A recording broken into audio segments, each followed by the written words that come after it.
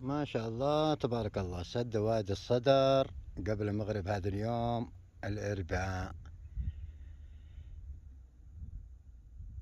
96,443.